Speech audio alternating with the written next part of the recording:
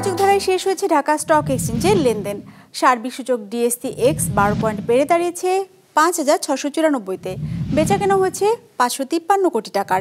লেনদেনে অংশ নেওয়া প্রতিষ্ঠানগুলোর মধ্যে দর বেড়েছে 113টির, কমেছে 224টির, আর অপরিবর্তিত আছে 59টির দর। এবার বাজার নিয়ে বিশ্লেষণ শুনবো অ্যালায়েন্স ক্যাপিটাল অ্যাসেট ম্যানেজমেন্টের। আজকে মার্কেট পজিটিভলি ক্লোজ হয়েছে এবং মার্কেটের ওভারঅল সেন্টিমেন্ট ছিল আজকে বেরিশ নেচার। ইন্ডেক্স প্রায় 13 পয়েন্টস বেড়ে এখন দাঁড়িয়েছে 5,694-তে এবং মার্কেটের টার্নওভার ছিল মাত্র প্রায় 600 কোটি টাকার আশেপাশে।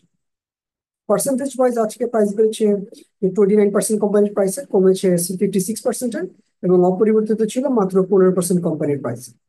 এবং সেক্টরাল পারফরমেন্সের দিক থেকে আজকে সবচেয়ে বেশি টার্নওভার ছিল ফার্মাসিউটিক্যাল সেক্টরে, ফলোড বাই ব্যাংকিং সেক্টর এবং ফুয়েল এন্ড পাওয়ার সেক্টরে। তবে ইন্টারেস্টিংলি আজকে টেক্সটাইল সেক্টরে সবচেয়ে বেশি সংখ্যক কোম্পানির প্রাইস কমতে দেখা গিয়েছে।